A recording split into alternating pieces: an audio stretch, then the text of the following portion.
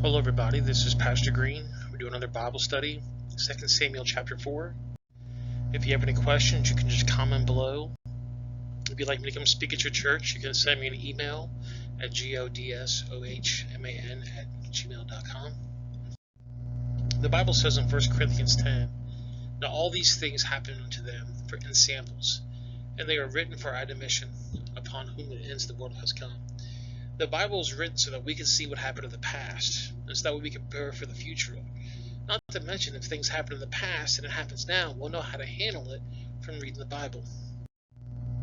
If you look here, the plot development of 2 Samuel, the last couple chapters have been dealing with political triumphs, and we're going to be coming soon into spiritual triumphs. And this is the first 7 years that they were in Hebron. So 2 Samuel 4 verse 1, "And when Saul's son heard that Abner was dead in Hebron, his hands were feeble, and all the Israelites were troubled." And if you don't remember, reading the last chapter, Saul's son, Ishboeth, heard that Abner, his uncle, which is this guy here, and his general of his army was dead. And so, he got kind of nervous. Ishboeth basically had a dispute with Abner over a concubine, and he got kind of worried because he's like, wait a minute, they took out this guy, and he's a general. What's going to happen to me? And Saul's son had two men that were captains of bands. The names of one was Benaiah, and the other one was Rechab. And the son of Raman and Beerthite, the children of Benjamin, or Beerth was also reckoned in Benjamin. And the Beerthites fled to get him, and they were sojourners there until this day.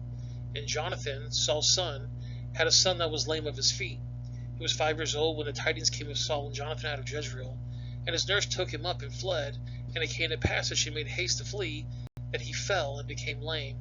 And his name was Mephibosheth, something like that. I don't know what it is. But basically, Jonathan had a son who was lame.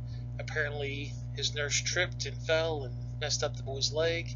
And we're going to see more of him later with King David. So if you look here at the house of Saul, Jonathan, who's Saul's son, had a son named Mephibosheth, something like that. I don't know how to pronounce it. I apologize. And the son of Raman and Beerthite, Reham and Benaiah went and came up in the heat of the day to the house of Ishbosheth and laid in the bed at noon. And it came through into the midst of the house, as they thought they would have fetched wheat, and they smote him under the fifth rib. And Rechab and Benaiah, his brother, escaped. So these two men showed up, and they took out David's rival, which was Saul's son. He was the one that was going to take over the throne. For when they came into the house, he laid on his bed in a bedchamber, and they smote him, and they slew him, and they beheaded him. And they took his head and got them away through the plain of night.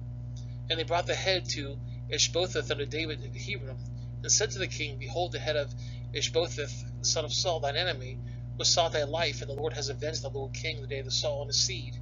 So they thought, if we take David's rival and we take him out and we present this to David, well, David's obviously going to be happy. He's obviously going to be so excited that he doesn't have a rival anymore.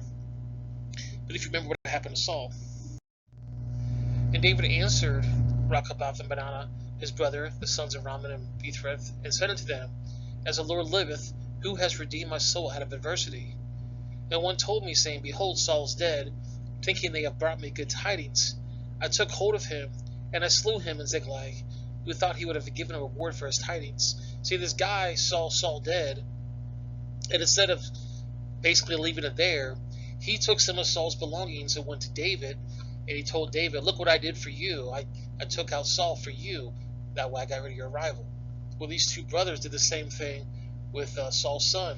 They thought that David was going to be happy. How much more when wicked men have slain the righteous person of his own house upon his bed? Shall I not therefore now require his blood of your hand, and take you away from this earth? And David commanded the young men, and they slew them, and they cut their hands and their feet, and they hung them up at the pool of Hebron. And they took the head of Ishbosheth, and buried it in the sepulchre of Abner in Hebron. So he said, This guy came to me saying he killed Saul, and now you're coming to me saying you killed Saul's son. Why would I not do to you what I did to him? Of course I'm going to do the same thing. Well, guys, that's the video. It was a short one today. I appreciate you guys watching.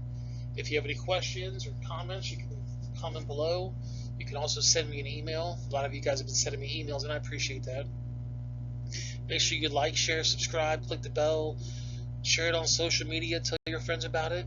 I'm going to put a couple links on the screen. The bottom right is going to be the second Samuel Bible study.